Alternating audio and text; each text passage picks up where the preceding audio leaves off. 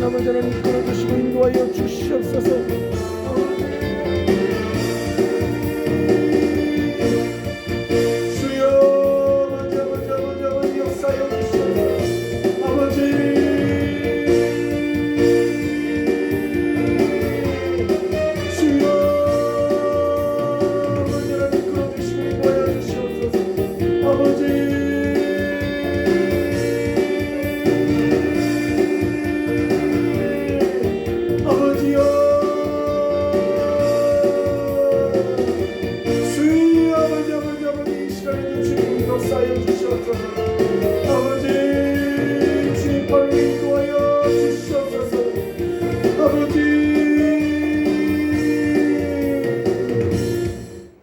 예수님 이름으로 간절히 기도드렸습니다.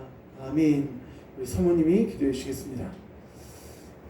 살아계신 아버지 하나님, 은혜와 사랑에 감사합니다. 아멘. 기도는 가운데서도 우리 생명님들 기도의 자리를 기억하게 해주시고 하나님의 은혜를 사모하는 마음으로 복된 자리에 인도하여 주시니 감사합니다. 아멘. 하나님이여, 주의 궁정에서의 한 날이 세상 가운데서 천날보다 낫다는 다윗의 고백과 같이 주여. 세상이 허망하고 허탄한 것들의 마음 빼앗기지 아니하고 아버지. 주의 궁정에서의 한 날이 귀하고 즐거움다 복되다. 아버지 하나님, 그러한 고백이 우리의 고백이 되게 하여 주시옵소서. 아멘. 그러한 마음으로 이 자리에 나오게 하여 주시니 참으로 감사를 드립니다. 아멘. 주의 종을 통하여서 예배하신 말씀이 우리에게 레마의 말씀이 되게 하여 주시고 주여. 불기둥과 구름기둥으로 인도하는 귀한 우리 삶 가운데 등불 같은 말씀으로 인도하여 주시었고 들은 말씀들이 삶 가운데 열매 맺어낼 수 있는 저희 주여. 살아있는 믿음을 가진 자를 낼 수 있도록 축복하여 주시옵소서. 아멘. 하나님, 피곤하고 지친 마음으로 육체로 이 자리에 나왔습니다.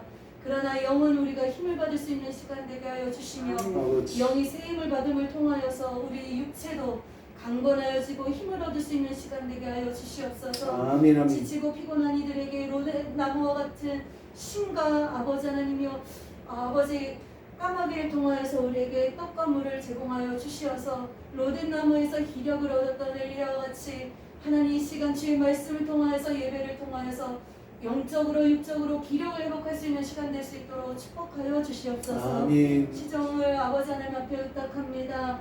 아버지만 홀로 영광 받아 주시옵고 이 시간을 우리 아버지 하나님께서 주의 영으로 채워 주시오며 아버지 하나님께 올려드리는 모든 기도들이 땅에 떨어지지 아니하고 주의 보좌 앞에 상달되어지는 기도 되기를 원하오며 거룩하신 예수님의 이름으로 기도드렸습니다. 아멘. 할렐루야. 자, 우리 옆에 좀 한번 인사하겠습니다. 우리 주님께서 새 힘 주십니다. 시작.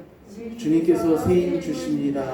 아멘. 우리 주님께서 새 힘 주실 줄 믿습니다. 자, 우리 찬양 한 장 하고 하나님 말씀 나누도록 하겠습니다.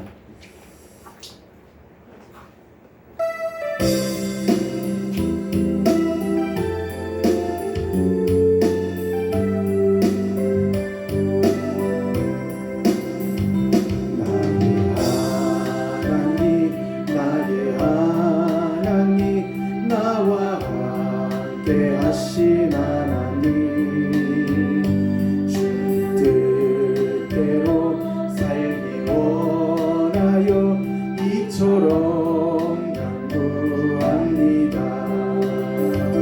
아버지, 아버지, 힘부신 아버지,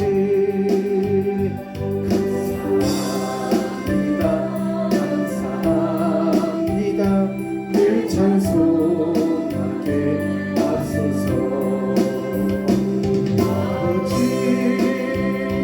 아버지, 은혜 베푸신 아버지,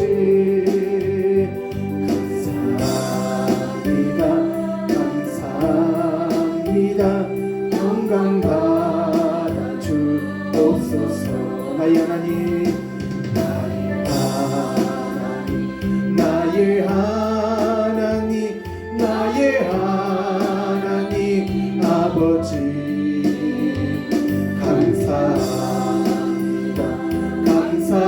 감사합니다. 진정 감사합니다.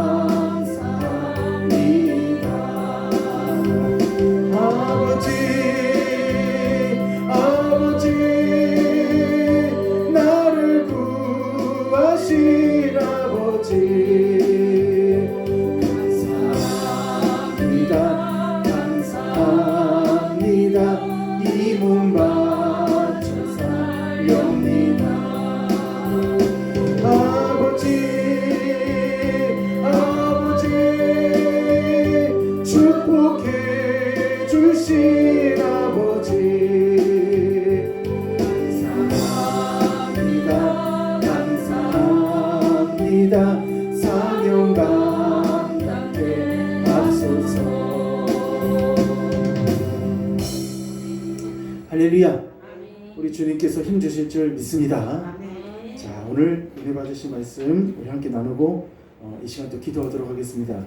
오늘 주시는 말씀은 사무엘상 2장 16장입니다. 사무엘상 2장 16장입니다. 사무엘상입니다. 사무엘상 구약성경 사무엘상 2장 16절에서 우리 26절까지 말씀입니다. 사무엘상 2장 16절에서 우리 26절까지 다 찾으셨으면은 저 한 절 우리 성도님들 한 절씩 교독하겠습니다. 사무엘은 어렸을 때에 세마포 에봇을 입고 여호와 앞에서 섬겼더라.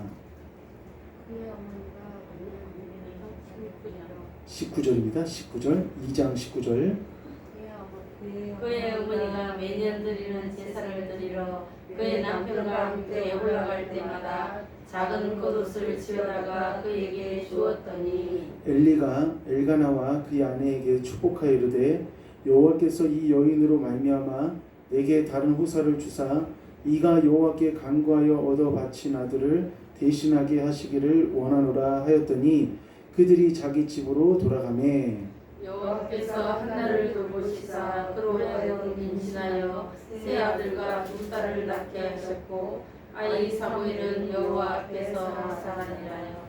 엘리가 매우 늙었더니 그의 아들들이 온 이스라엘에게 행한 모든 일과 해왕문에서 수종드는 여인들과 동침하였음을 듣고 그들에게 이르되 너희가 어찌하여 이런 일을 하느냐 내가 너희의 악행을 이 모든 백성에게서 듣노라.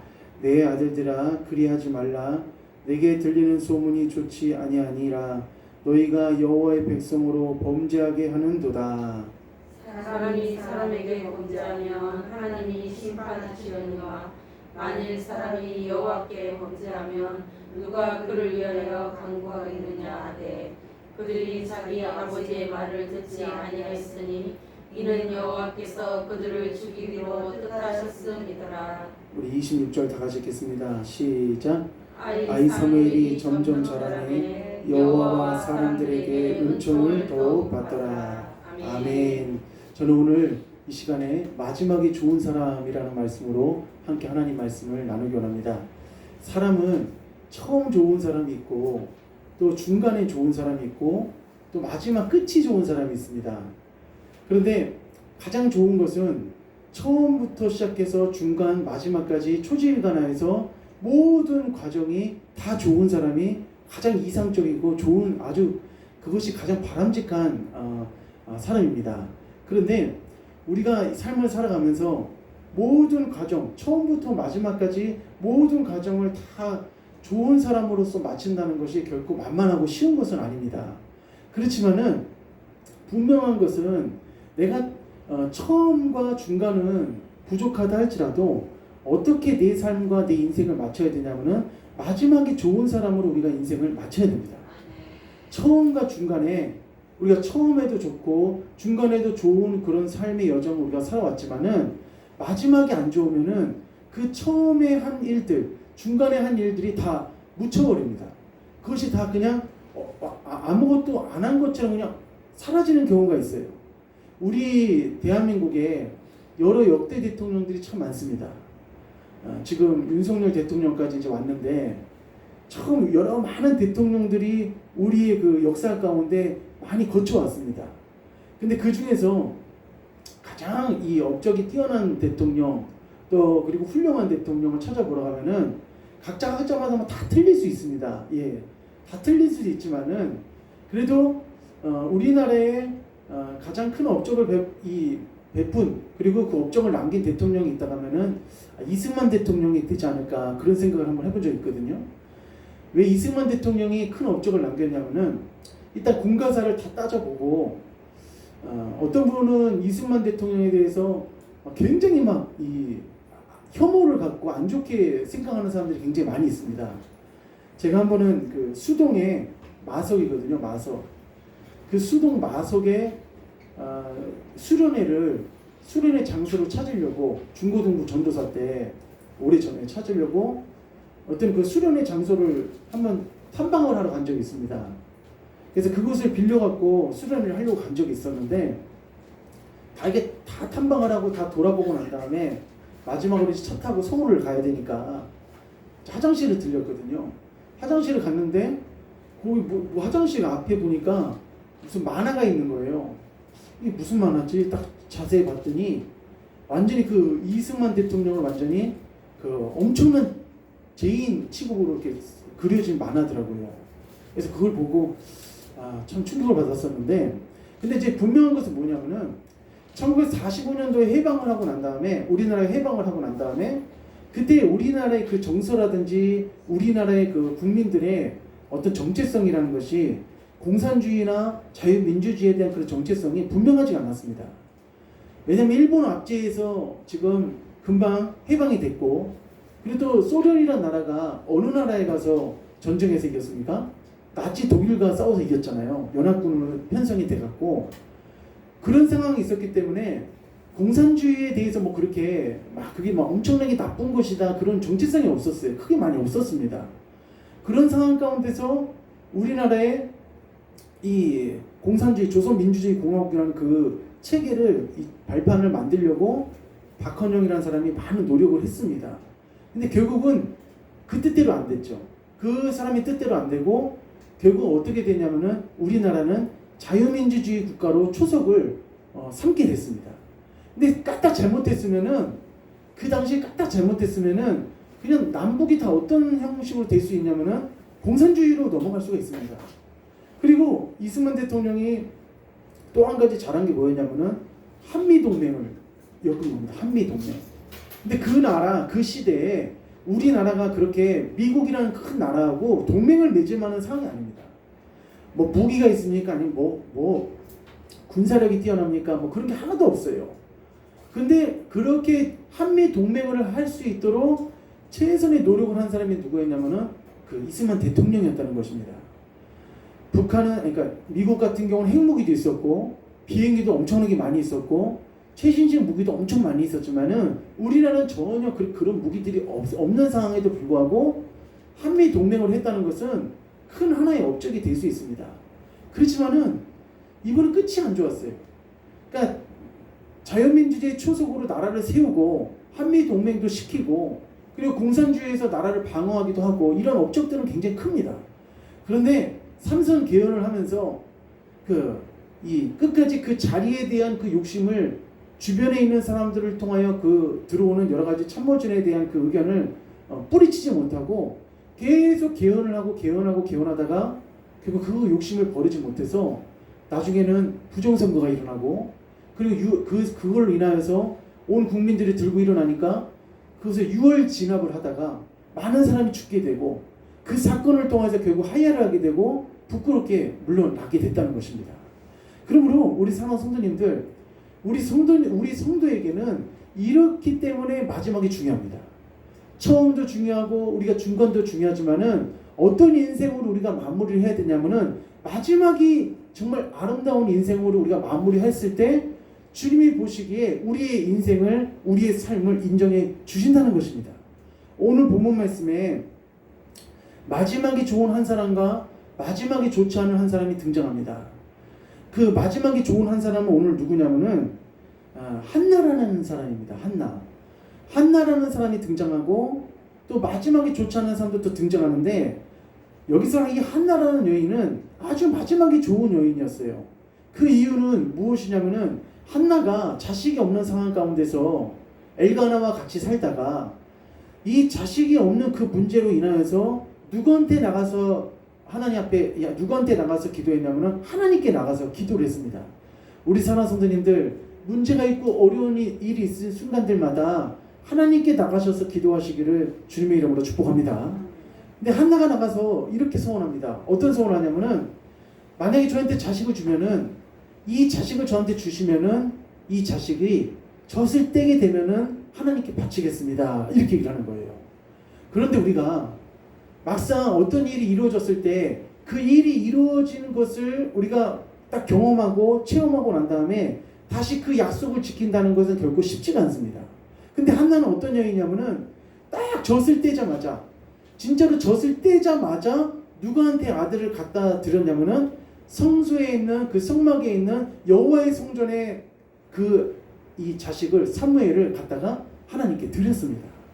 근데 이것이 정말 쉽지 않은 부분임에도 불구하고 한나가 마지막에 좋은 사람이라고 평가받는 것은 하나님 앞에 약속을 지켰기 때문에 그런 것입니다. 우리가 생각할 때는 누구나 내가 하나님 앞에 기도한 것에 대해서 그렇게만 해주시면 약속을 지킨다고 생각할 수도 있습니다. 그러나 막상 그 약속을 지킨다는 것은 결코 쉽지가 않아요. 오래전에 재봉공장을 하시는 한 집사님이 계셨습니다. 재봉공장을 하는 집사님이 계셨는데 이 집사님이 새벽기도도 잘 나오시고 또 철야도 잘 나오시고 모든 예배를 너무나도 열심히 나오시고 또 주일 아침이면은 일찍 나와서 비 갔다가 마당도 쓸면서 얼마나 이 교회를 성실하게 섬겼는지 모릅니다.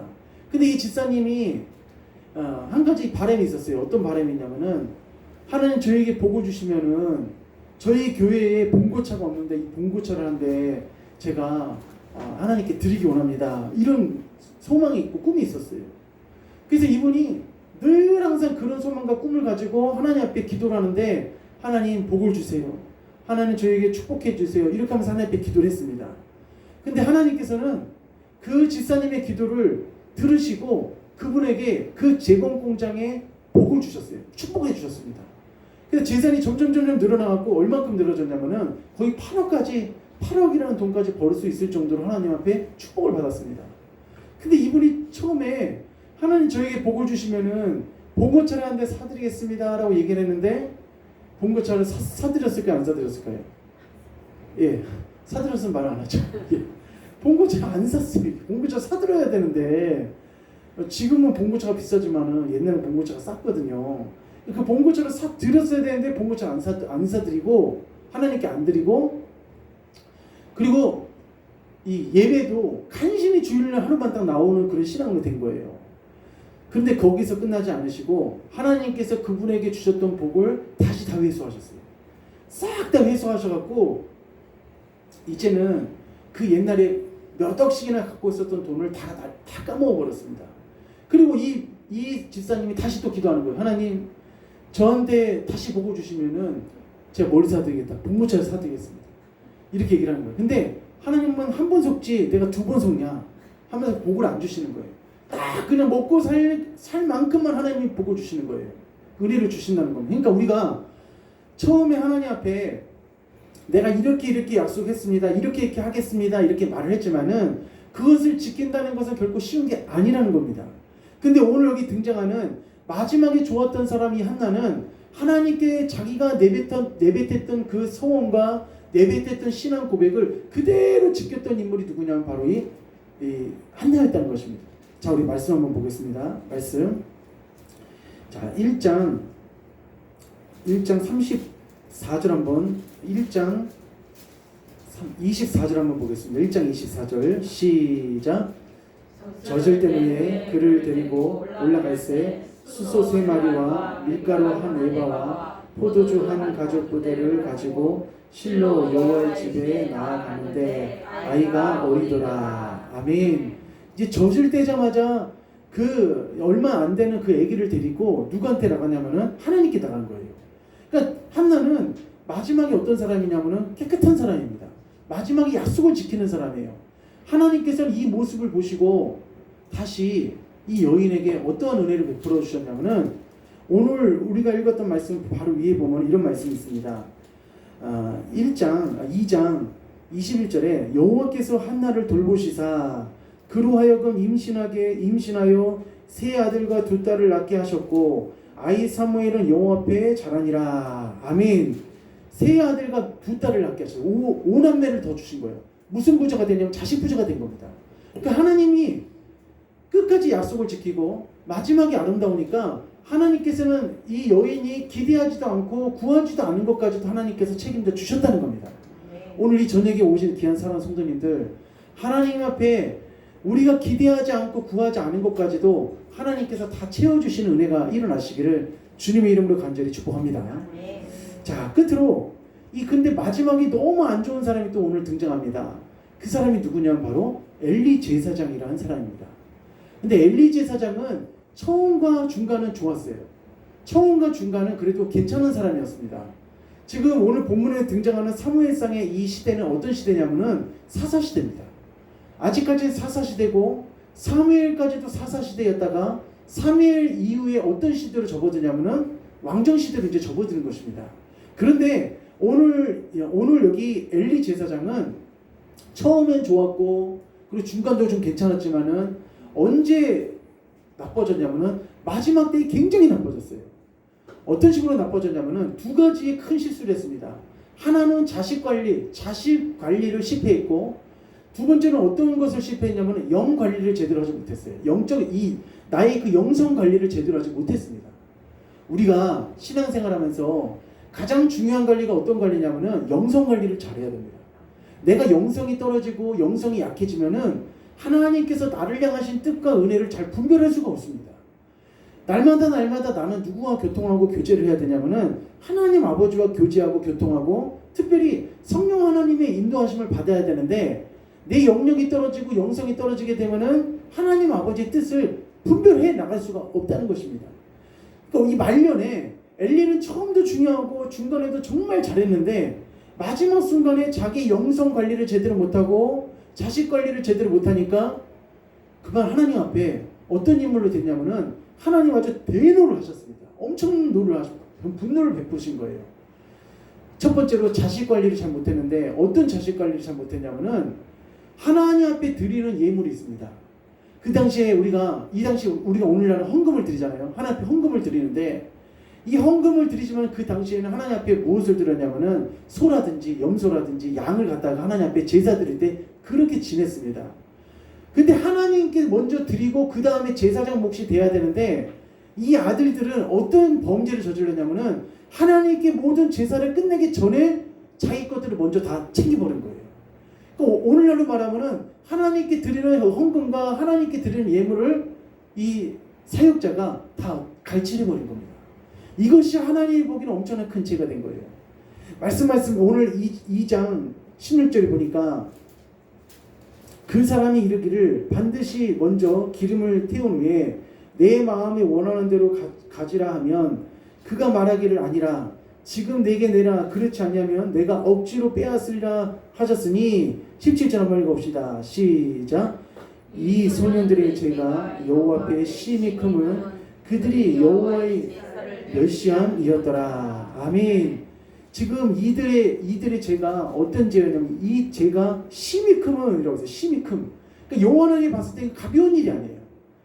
하나님 앞에 우리가 제사 드리고 하나님 앞에 그 성소 지성소에서 예물 드리는 그 일이 하나님 봤을 때는 어마어마하게 거룩한 일입니다. 근데 이 사람들이 이 제사장이 홈니와 비느하스라는 사람인데 이 사람의 아버지가 엘리 제사장인데도 불구하고 그들은 제사의 어떤 형식도 제사의 어떤 질서도 다 파괴하면서 온전히 지금 자기들의 목만 다 채우는 거예요. 그러니까 하나님께서 너무나 분노하시고 노를 바라셔서 이 소년들의 그들이 여호와 앞에 이 소년들의 죄가 여호와 앞에 크고 그리고 여호와의 제사를 멸시함이었더라라고 하면서 이 구약에 멸시했다, 제사를 멸시했다는 이 말이 여기 오늘 처음 등장합니다. 하나님의 제사를 멸시했다는 말이. 그러면 우리 성도님들, 우리가 하나님께 드려지는 예배를 사랑하시기를 주님의 이름으로 축복합니다. 문제는 제사장의 문제입니다. 오늘 이 시대도 마찬가지예요. 성도님들보다도 더 올바로 서야 될 사람이 누구냐면은 사역자들입니다. 사역자들이 올바로 쓰면 성도도 올바로 쓰게 돼 있어요. 항상 원리는 똑같습니다. 사역자가 부패하면은 사역자가 잘못하면 성도도 잘못하게 돼 있는 거예요. 그러므로 여기에 등장하는 이 소년들은 여기서만 그치지 않았어요. 어떤 죄까지 저질렀냐면은 그 당시에 제사장이 하나님 앞에 제사를 드리고 그 지성소에서 한 반나절 이상 머물러야 되고 그 오랜 시간 동안 그 제사를 드림에 있어서 헌신을 하고 섬겨야 됩니다. 그러면 그 주변에 뭐가 있었냐면 텐트가 있어갖고 제사장들이 쉴 만한 공간이 있었어요. 또 제사장만 쉬는 게 아닙니다. 그 제사를 다 헌신하고 그 제사를 섬기는 데 있어서 많은 레인들이 필요했고 그 레인들뿐만이 아니라 그 제사와 그리고 여러 가지 예물을 기타 등등 많은 일들을 하기 위해서는 수종 드는 여인들도 많이 필요했습니다. 그런데 이 사람들이 저지르지 말아야 될 죄를 저질렀는데 어떤 죄까지 저질렀냐면은 22절 말씀 보니까 2장 22절에 엘리가 매우 늙었더니 그의 아들들이 온 이스라엘에게 행한 모든 일과 회막문에서 수종 드는 여인들과 동침하였음을 듣고 아주 그냥 막장을 나가는 겁니다. 이 제사장들이 막장을 그냥 막가파로 나가는 거예요. 근데 이게 지금 관리 감독을 누가 해줘야 되냐면은 엘리 제사장이 해줘야 되는 거예요. 근데 엘리 제사장이 이 사실을 백성들에게 들었습니다. 자기가 먼저 그것을 확인해야 되는 건데 자기가 먼저 그것을 캐치를 해야 되는데 누구한테 소리를 듣고 들어왔냐면 백성들을 통해서 이게 들어오는 거예요. 너무 늦어버린 거예요. 그런데 이 일에 대해서 하나님이 너무나도 화가 나셨어요. 지금 재물 음식을 빼돌리는 것도 진짜 그것도 대단하게 큰 죄인데 아주 그냥 간을 배밖에 들여놓고 수종드는 여인들을 강제로 동침하는 일까지 홈리와 비누아스가 이런 죄를 저질렀다는 것입니다. 근데 이럼에도 불구하고 하나님도 대단하신 것이 뭐냐면은 참으세요. 하나님 참으십니다. 근데 하나님은 이 성전 제사하고 관련해서는 절대 한 칸에 날리십니다. 성전 제사하고 뭔가 잘못된 일 있잖아요. 하나님 그냥 날려버리세요. 그 사람이 누굽니까? 바로 아론의 두 아들이었던 나답과 아비후입니다. 나답과 아비후가 딱 한 번 잘못했어요. 이 다른 불을 들이다가 하나님이 그냥 그 자리에서 바로 죽이셨습니다. 근데 지금 홈리와 비누아스는 몇 번을 살려주시는 거예요? 계속 지금 참으시는 거예요. 계속 참으시면서 홈리와 비누아스를 그래도 지금 기회를 주시는 겁니다. 그런데 이것에 대해서 이제 이런 짓을 더 이상 하지 못하도록 누가 이것을 막아야 되냐면은 바로 엘리 제사장이 막아야 됩니다. 엘리 제사장이 막아야 되는데 엘리 제사장이 그러면은 아무 말도 안 했느냐? 말을 하긴 했습니다. 어떻게 말했냐면은 마치 유치원생 아이한테 타이르듯이 그렇게 얘기를 하는 거예요. 근데 이것을 유치원생 아이한테 타이르듯이 얘기할 부분이 아니라 완전히 그 홈리와 비누아스를 성소 직무에서 배제시켜야 됩니다. 내쫓아버려야 됩니다. 다시는 그 일을 하지 못하고 내쫓아버려야 되는 거예요. 근데 지금 이 사람이 어떻게 이렇게 말합니다. 자, 24절 한번 읽어봅시다. 24절 시작. 내 아들들아 그리하지 말라. 내게 들리는 소문이 좋지 아니하니라. 너희가 여호와의 백성으로 범죄하게 하는도다. 아멘 하면서 여기서 좋은 말이 나옵니까? 어떻게 내 아들들아 라고 하면서 그래도 이 상황에도 누구를 부르냐? 아들이라고 부르냐? 내 아들들아 라고 이렇게 좋은 말로 얘기를 하는 거예요. 지금 여기서 좋은 말로 얘기할 상황이 아닌데 좋은 말로 얘기를 하는 거예요. 이걸 보고 하나님이 뭐라고 말씀하시냐면은 너는 내 성전, 내 성소보다도 네 아들을 더 아꼈다 얘기를 하는 거예요. 그 말씀이 이따 나오거든요. 어떻게 너는 내 아들들아, 지금 내 아들들 할 상황이 아니죠. 그리고 25절에 사람이 사람에게 범죄하면 하나님이 심판하시려니와 만일 사람이 여호와께 범죄하면 누가 그를 위하여 간구하겠느냐 하되 그들이 자기 아버지의 말을 듣지 아니하였으니 이는 여호와께서 그들을 죽이기로 뜻하셨음이더라. 아멘. 지금 엘리 제사장이 더 문제입니다. 지금 이렇게 꾸짖고 타이를 그런 찬스는 이미 지났어요. 그거는 이미 옛날에 그 성소 재물을 훔쳐갔을 때, 빼돌렸을 때, 그때 그렇게 얘기했을 때 부분이고, 지금은 이 상황은 그렇게 좋은 말로 얘기할 때가 절대 아닙니다. 우리가 사회적으로 가끔 보면은 큰 연쇄살인이라든지 어떤 대형 사고를 친다든지 나라에 중죄를 벌였을 때, 어떤 사람이 벌렸을 때, 근데 그 사람이 형이 나중에 판사가 형을 집행을 해갖고 나올 때 보면은 국민들이 기대 이하로 적은 형량을 받고 나올 때 국민들은 어떤 마음이냐? 분노합니다. 어떻게 저런 일을 저질렀는데, 어떻게 저런 행동을 했는데 저 사람이 집행유예를 받고 오고, 어떤 변호사를 썼길래, 참 변호사란 제도가 있잖아요. 진짜 어렵고 힘들고 이 사람은 어쩔 수 없는 그런 죄를 저지른 그 사람을 변호하기 위해서 변호하는 것이지, 어떻게 보면 요즘에 이 시대는 어떤 변호로 많이 바뀌었냐면은 어떻게든지 형량을 깎기 위한 변호로 바뀌어버리는 것이 좀 너무 안타까운 현실입니다. 그러므로 어쨌든 지금 국민들도 이러한 상황에 있으면 분노를 하는데, 우리가 이 엘리 제사장은 누구의 분노를 덜어드리지 못했냐면은 여호와 하나님의 분노를 덜어드리지 못했다는 겁니다. 그만큼 엘리 제사장이 지금 뭐에 둔감하냐면은 죄에 둔감한 겁니다. 죄에 둔감한 거예요. 우리 사랑하는 성도님들, 우리는 죄에 둔감하지 마시고 하나님 앞에 짓는 그 죄에 대해서 민감하시기를 주님의 이름으로 축원합니다. 우리가 하나님 섬기면서 이런 거 진짜 하나님 안 기뻐하시는 거구나 하고 우리가 민감할 수 있어야 돼요. 그러니까 지금 엘리 제사장은 이렇게 큰 죄를 졌음에도 불구하고 아들들이 그냥 훈계조로 끝나는 겁니다. 제가 이제 당연히 지금 그런 죄를 짓진 않지만은 제가 신앙에 점점 잘하고 있을 때였거든요. 청년이 돼서 전도사가 이제 되는 그 시기였었는데, 저에게 항상 부러운 게 하나 있었는데, 그게 뭐냐면은 저희 어머니가, 저희 부모님이 저를 위해서 기도해 주는 게 진짜 그것이 소원이었어요. 왜냐면 저희 집에서 저희 외삼촌이 목사님이시거든요. 외삼촌이 지금 그 의령에서 목회를 하고 계십니다. 근데 그 외삼촌의 영향으로 이제 제가 이제 신앙을 받았지만은 저희 어머니나든지 아버지는 받질 않으셨어요. 그래서 이제 전도사 때가 됐는데, 그때 어머니가 이제 막 큰 집에서 제사를 드렸거든요. 속이 터지는 거예요.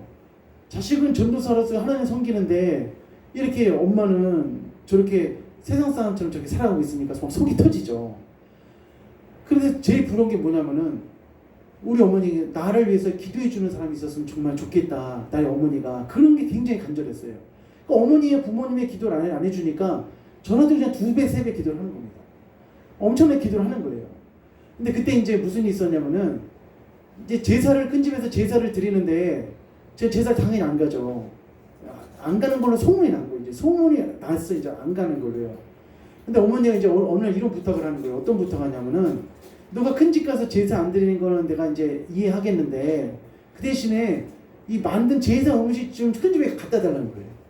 예, 그 제사 음식을 큰 집에 갖다 달라는 거예요. 그래서 처음에 갖다 줬는데, 그 다음번에 갖다 달라고 했을 때 내 안에 성령께서 그러시는 거예요. 그것도 하나님 안 기뻐하시는 거다.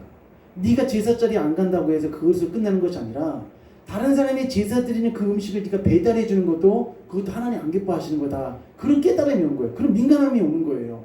그래서 결국은 안 간다고 하니까 어떻게 됐을까요? 난리가 났어요. 난리가. 그것도 안 갖다 주냐고 막 난리가 난 거예요. 난리가 나든 말든 뭐 성질을 내든 말든 저는 그냥 안 갖다 주고 그냥 그 이후로 이제 끝이었죠. 더 이상 안 갖다 줬죠. 근데 지금도 제사가 다 없어졌어요. 다행히도. 아무쪼록 우리 사랑하는 성도님들, 우리가 하나님 앞에 어떠한 사람이 되어야 되냐면은 죄에 민감해야 됩니다. 하나님 앞에 짓는 죄가, 이 하나님 앞에 짓는 죄가 우리가 쉽게 하나하나 짓는 죄로 끝나는 것이 아니라 그 죄의 대가는 우리에게 반드시 돌아옵니다. 성도님들, 죄와 싸워 이기시기를 주님의 이름으로 간절히 축복합니다. 결국은 하나님이 어떠한 방법으로 역사를 하셨냐면은, 하나님이 기회를 주셨어요. 우리도 신앙생활을 할 때 하나님 항상 우리에게 기회를 주십니다. 어떤 기회를 주셨냐면은 23절에 보니까 이런 말씀이 있어요. 한번 읽어봅시다. 23절, 2장 23절 시작. 너희가 어찌하여 이런 일을 하느냐? 내가 너희 악행을 이 모든 백성에게서 듣노라. 예, 이런 악행을 듣노라 해갖고 하나님이 누구를 보내셨냐면 하나님이 사람을 보내셨는데, 27절입니다. 27절 시작. 하나님의 사람이 엘리에게 와서 그에게 이르되, 여호와의 말씀에 너희 조상의 집이 애굽에서 바로의 집에 속하였을 때 내가 그들에게 나타나지 아니하였느냐. 아멘. 누가 엘리를 찾아왔냐면은 하나님의 사람이 찾아왔습니다. 하나님의 사람이 찾아와서 엘리가 돌이키고 회개할 수 있는 기회를 주신 거예요. 그러면서 이렇게 말합니다. 28절에 이스라엘 모든 지파 중에서 내가 그를 택하여 내 제사장으로 삼아 그가 내 제단에 올라 분향하며 내 앞에서 에봇을 입게 하지 아니하였느냐. 이스라엘 자손이 드리는 모든 하제를 내가 내 조상의 집에 주지 아니하였느냐. 아까 이제 제가 말씀드렸던 그 다음 절 한번 읽어봅시다. 너희는 시작. 너희는 어찌하여 내가 내 처소에서 명령한 내 제물과 예물을 밟으며 내 아들들을 나보다 더 중히 여겨 내 백성 이스라엘이 드리는 가장 좋은 것으로 너희들을 하느냐. 아멘. 그러니까 엘리 제사장이 누구를 더 중요하게 여겼다는 거냐면은 하나님보다 자식들을, 아들들을 더 중히 여겼다는 겁니다. 그러니까 하나님께서 하나님의 사람을 보냈어요. 그러니까 하나님의 종을 누구한테 보냈냐면은 엘리 제사장한테 보낸 겁니다. 보내갖고 계속 돌이키고 회개하고 고칠 것에 대해서 얘기를 했습니다. 그럼에도 불구하고 엘리 제사장은 오늘 말씀이 하나님의 사람이 돌아가고 그 직후에 보니까 전혀 회개를 하잖아요. 회개했다는 문구가 없습니다. 그냥 말만 듣고 끝나는 겁니다. 마지막으로 하나님이 두 번째 기회를 주시는데 그 두 번째 기회가 언제냐면은 사무엘이 성소에서 자고 있는데 하나님이 3번이나 말씀하셨습니다. 따라해보겠습니다. 사무엘아, 사무엘아 이렇게 부르십니다. 오늘 저녁 우리 성도님들을 불러주시기를 축원합니다. 사무엘을 이렇게 3번 부른 거예요. 근데 마지막에 엘리 제사장을 통해서 하나님 음성이라는 것을 배우고 주의 종이 여기 있습니다 라고 하면서 하나님 음성에 이제 답을 한 겁니다. 근데 그때 얘기를 합니다. 엘리 제사장의 저주를 내리겠다는 막 그 얘기를 막 누구한테 얘기하냐면은 사무엘한테 얘기하는 거예요. 사무엘한테 엘리 제사장을 패싱하고 사무엘한테 다 얘기를 하는 거예요. 근데 결국은 그 다음날 엘리 제사장이 너 밤에 하나님이 너한테 무슨 말 했느냐, 그 사무엘이 말하기를 막 두려워하니까 솔직히 다 얘기해라. 그렇게 얘기를 해갖고 다 얘기를 했어요. 전부 다 얘기를 했는데 그때 엘리의 반응이 이런 반응을 합니다. 어떤 반응을 하냐면은 하나님 앞에 자기 옷을 찢고 회개를 했어야 되는데 회개를 하지 않고 이렇게 반응해요. 어떻게 반응하냐면 3장 18절에 보니까 이렇게 얘기합니다. 사무엘이 그것을 그에게 자세히 말하고 조금도 숨기지 아니하니 그가 이르되 이는 여호와의 신이 선하신 대로 하실 것이니이다 하니라. 아멘 하면서 이게 무슨 말인지 그냥 여호와께서 하신 그 말씀대로 될지어다 하고 그냥 끝나버린 거예요. 사랑하는 성도님들, 우리가 하나님께서 우리에게 회개할 것에 대해서 촉구하실 때, 기회를 주실 때 회개하시기를 간절히 주님의 이름으로 축원합니다. 그러니까 엘리 제사장의 지금 영성이 완전히 땅에 떨어진 거예요. 엘리가 그 전에는 하나님 앞에 영성을 잘 관리했고 처음과 중간에 너무 잘했습니다. 사사를 뽑은 게 하나님 괜히 뽑은 게 아닙니다. 하나님께서 사사를 뽑는 것은 다 그만큼의 자질이 있고 이유가 있기 때문에 하나님이 그 사람을 뽑으시는 거예요. 그런데 이 사사였던 엘리는 말년에 완전히 자식 관리를 제대로 못하고 영성 관리를 제대로 못해서 결국은 이렇게 하나님 앞에 저주받는 데까지 이르렀고, 제사장들이 하나님 앞에 바로 서지 못하고 사역자들이 하나님 앞에 바로 서지 못하고 엘리 제사장이 하나님 앞에 바로 서지 못하니까 나라에 어떤 일이 벌어졌냐면은 하나님의 말씀이 희귀했더라고요. 하나님의 말씀이 3장 1절에 보니까 아이 사무엘이 엘리 앞에서 여호와를 섬길 때에는 여호와의 말씀이 희귀하여 이상이 흔히 보이지 않았더라 라고 나와 있습니다. 우리가 신구약 시대에 신구약 암흑기가 있었잖아요. 그 암흑기가 있었던 것처럼 엘리 시대 엘리 제사장의 그 말기에도 어떤 일이 벌어졌냐면은 하나님께서 말씀하지 않으시고 하나님께서 환상으로 나타나질 않으셨다는 거예요. 하나님의 계시가 끊어졌다는 겁니다.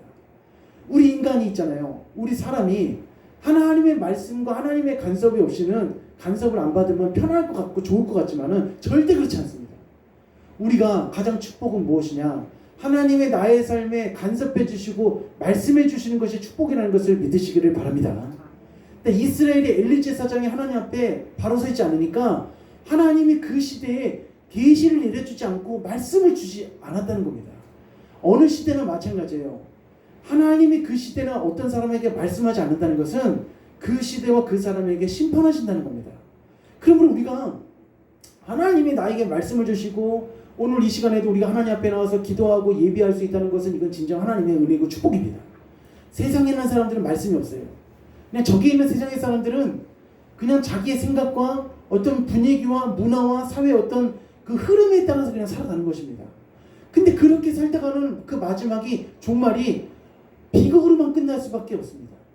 그러면 오늘 우리가 말씀을 마무리하면서 한 사람은 마지막에 좋았던 사람이 누구였냐면 한나였고, 또 한 사람은 마지막에 비극으로 끝나고 결국 혼미와 비누아스는 나중에 어떻게 되냐면은 블레셋과의 전투에 나가서 결국은 벗기도 빼앗기고 비참하게 죽습니다. 엘리 제사장은 어떻게 죽었냐면은 목이 부러져서 죽습니다. 또 하나님의 말씀은 그대로 이루어졌는데 엘리 집안에 노인이 없다고 말씀했거든요. 노인이 없을 거라고 예언을 했습니다. 근데 그 말씀을 따라가요. 축복의 말씀도 그 사람의 인생을 따라가고 저주의 말씀도 그 사람의 인생을 따라갑니다. 우리 여기 있는 귀한 성도님들은 축복의 말씀만 내 인생 가운데 임하시기를 주님의 이름으로 간절히 축원합니다. 그러니까 하나님이 한번 내뱉으신 그 말씀은 계속 따라가는 거예요. 그럼 우리가 이 설교 시간에도 정말 우리 성도님들이 축복의 말씀을 아멘을 받으신다면 역사가 일어납니다. 왜냐하면 제 말씀은 제 이야기가 아니고 하나님 말씀이기 때문에 그런 것입니다. 그러니까 결국은 나중에는 다 죽게 되고 노인이 없을 거라고 했는데 나중에 이 엘리 후손이 몇 명 있었냐면 85명 있어요. 노베 제사장이 85명인데 그 사람들이 다 누구 후손이냐면은 이 엘리 제사장 다 후손들입니다. 근데 결국은 사울 왕이 노베에 있는 그 제사장 다윗에게 떡과 칼을 준 그 제사장들 85명을 다 쳐 죽이라고 했는데 아무도 죽이려고 하진 않았는데 그 중에 에돔 사람 한 도액이라는 사람이 가갖고 85명을 다 죽였습니다. 그러니까 하나님은 이렇게나 저렇게나 하나님 말씀 계속 이뤄가시는 거예요. 그러니까 우리가 얼마나 이게 하나님 앞에 예배드리고 하나님을 위해서 이렇게 살아가는 것이 이것이 얼마나 정말 중요한 것이고 우리가 두렵고 떨림으로 천국 갈 때까지 신앙생활을 해야 된다는 것을 우리는 절대 잊지 마시고 그 마지막으로 결론적으로 이제 우리가 이 말씀 마치고 이제 끝내려고 합니다. 그러면은 마지막이 어떻게 이 한나가 어떻게 마지막의 인생이 이렇게 마지막 인생이 아름답게 끝나고 엘리 제사장의 인생은 이렇게 마지막에 안 좋게 끝나는가? 그 이유가 있습니다. 그 이유가 어디서 떨어지냐면은 한나가 마지막을 아름답게 마무리할 수 있었던 그 비결은 바로 따로 있습니다. 기도 생활입니다. 예, 기도 생활이에요. 자, 한나하고 엘리 제사장이 처음 만났던 적이 어디였냐면은 한나가 기도하러 왔을 때 엘리 제사장은 뭐하고 있었냐면은 의자에 앉아 있었습니다. 그게 첫 번째 만남입니다. 그 이후로부터 쭉쭉쭉쭉 말씀이 계속 이어져 가면서 말씀을 확인해 보면은 엘리 제사장이 하나님 앞에 기도했다는 말씀이 하나도 나와 있지 않아요. 홈리와 비나스가 죄를 지었을 때도 잘못을 했을 때도 하나님 앞에 나가서 회개 기도했다는 말이 하나도 나와 있지 않습니다. 그러나 한나의 마지막 인생이 정말 아름답게 끝날 수 있었던 것은 그의 삶 가운데 뭐가 있었냐면은 기도가 있었다는 겁니다. 사랑하는 성도님들, 오늘 이렇게 피곤하고 지쳐있지만 하나님 앞에 나온 우리 귀한 성도님들 하나님이 축복해 주실 줄 믿습니다. 이렇게 지금 비 오는데 어떻게 기도를 이렇게 다 나올 수 있습니까? 이건 하나님이 기뻐하시는 거예요. 그 기도 생활이 이렇게 중요합니다. 이 말씀 보고 이제 마치려고 합니다. 자, 1장 한번 가보겠습니다. 1장. 여기 보면은 한나의 이 트렌드 마크가 하나 있어요. 한나의 트레이드 마크. 그게 뭐 하는 사람이냐? 바로 이런 사람입니다. 어떤 사람이냐면은 사무엘상 1장 26절 한번 읽어봅시다. 1장 26절 시작. 한나가 이르되 내 주여 당신의 사심으로 맹세하나이다.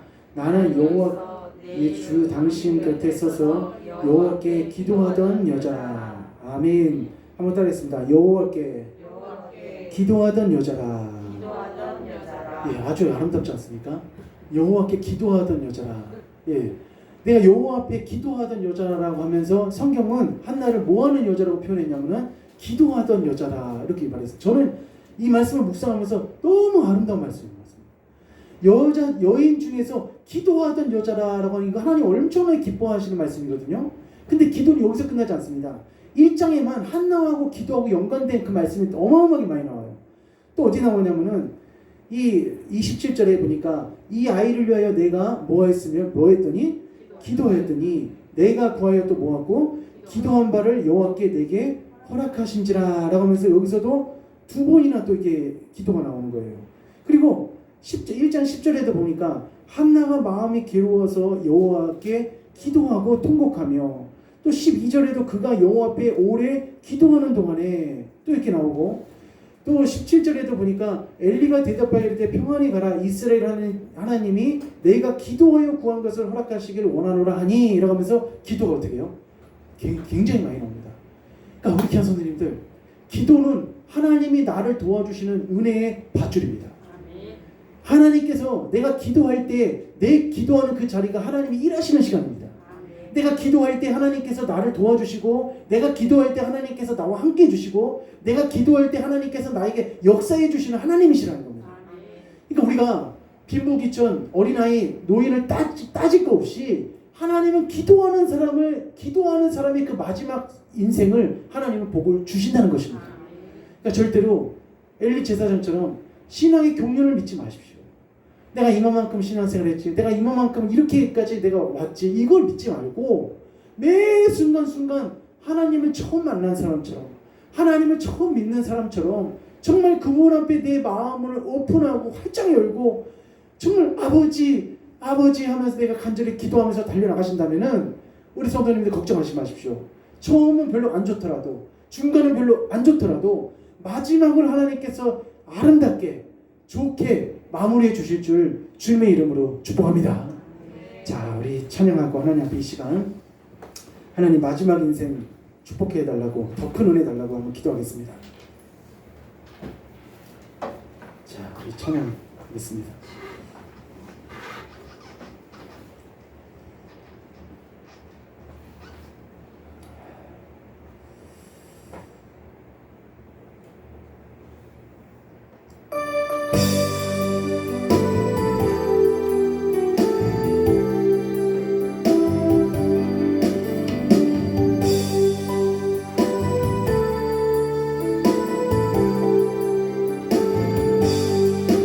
여호와 나의 목자 내게 부족 없네.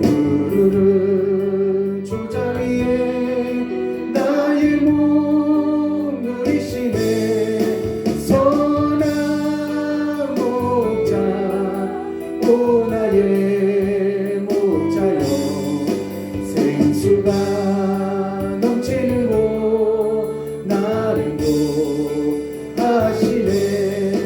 내 영혼 소생하며 자기 이름 위에 그의 길 인도하니 골짜기 두려움에. 선한 목자 오 나의 목자여, 생수가 넘치는 곳 나를 하시네. 주님의 지팡이가 아니하네 나를. 주께서 원수 앞에 상으로 베푸시네. 선한 목자 오 나의 목자여, 생수가 넘치는 곳 나를 하시네. 기름을 머리 위에 바르시는 주님, 평생의 선하심과 인자함 따르리니.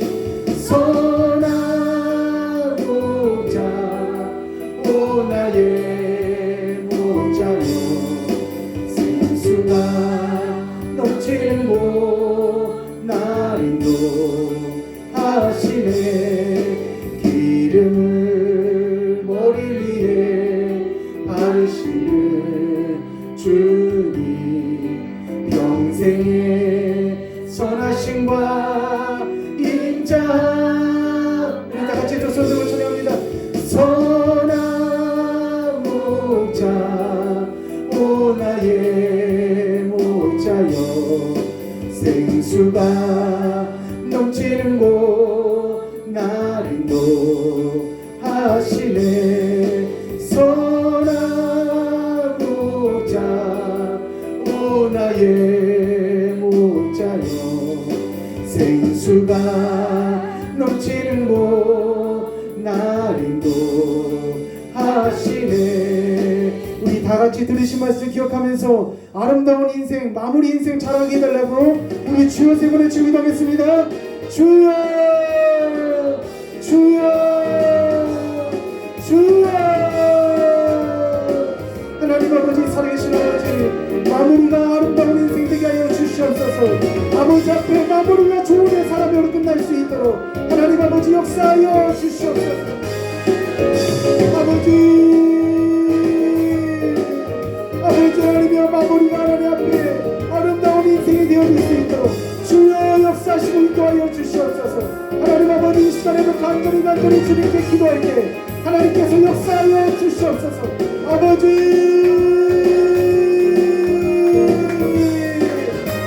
주여 주여 주님